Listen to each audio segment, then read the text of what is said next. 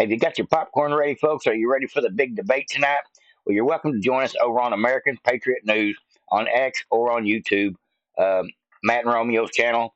We'll be doing a live tonight. There'll be several of us over there on the panel, probably including William Archibald, maybe Dave and Callie, Not and Callie, and several other folks that like to come and join in on the show as well. We'll be doing pre-debate discussion, and we'll be watching the debate together as a whole. Come join us. Come get in the comment section. Everybody's welcome. If you don't know the channel, go check out Romeo and Matt over on American Patriot News. Now, speaking about this debate, we've heard lots and lots of stuff about the polls for the last couple of days. There's overwhelming conversations in the news about the polls, about the polls, about the polls. And I don't want to talk about the polls today. I do want to say that Trump looks like he is in the 62% favorability factor right now. Overall average with several of the polls, several of the main people like Nate Silver that are on top of this actual numbers.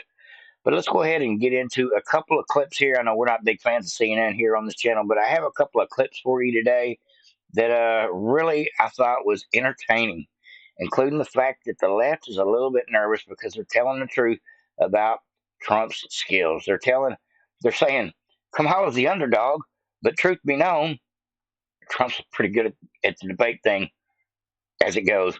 He's destroyed his own rhinos and Republicans when 9 Republicans tried to take him out of the running during the primaries, and he's pretty good at taking Democrats out too.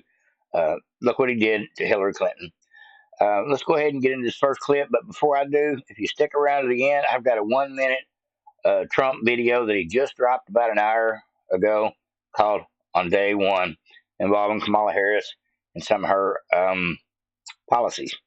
All right, folks, let me shrink me down back over here in the corner.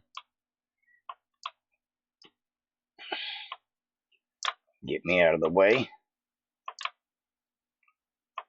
All right, here we go. Now, this is a CNN reporter, got a conservative reporter over there on the panel as well. They have a few words, and it's just like whiplash. Hits her in the face right quick with the truth. I love it. I love it. Here we go. One of the key things that was a takeaway for me in the CNN poll was that the vast majority of Americans already believe that Donald Trump's policies are way too extremist.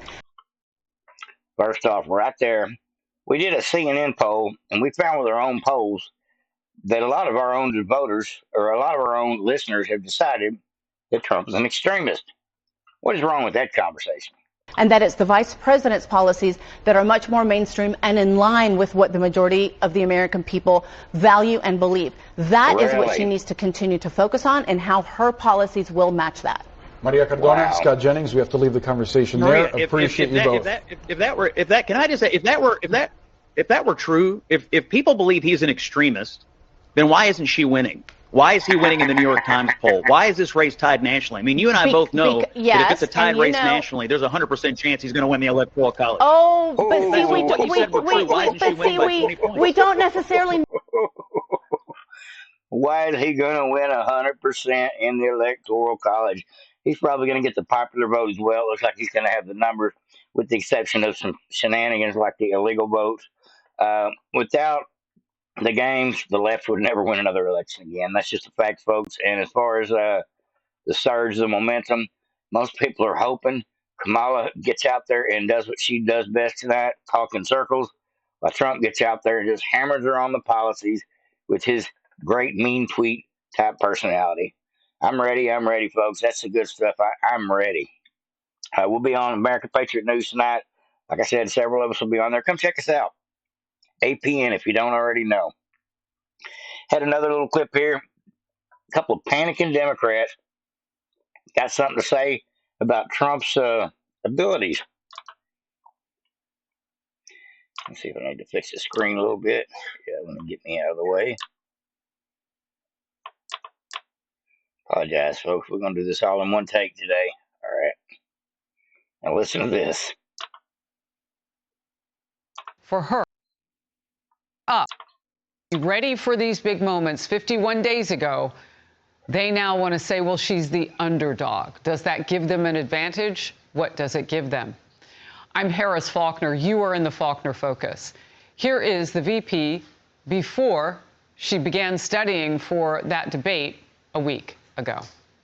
This race is going to be tight until the very end. So please, let's not pay too much attention to the polls, because we are running as the underdog. And she says it herself. Many of her fellow Democrats have been working overtime to push that very same underdog narrative.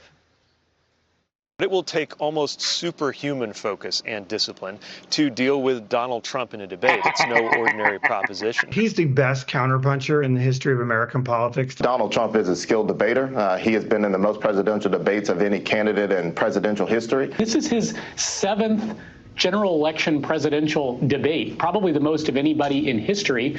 And Donald Trump's a showman, so we know he's going to come in ready to debate. She's going to do great, of course, but Donald Trump will be good too. I mean, we can all remember he wrecked all of the Republicans. He's a good debater, and it's going to be close. Critics are not buying the whole underdog strategy. Columnist, one of them, argues Harris's only shot at justifying her existence in the race will be the September 10th presidential debate on ABC. And lucky for her, the bar is set really low. After almost a decade of telling us President Trump is a buffoon, all of a sudden, regime media is claiming that, he is a formidable opponent. And to quote them, I mean, he suddenly now has historic skill. They've effectively given her a low bar of expectations to make this an easy win for her. Carl. That's crazy stuff, folks. You see what they're doing now. They're literally flipping the narrative. Well, she's going to do the best she can against Trump. You know, nobody can whoop Trump in a debate thus far. He's pretty much undefeated at this point.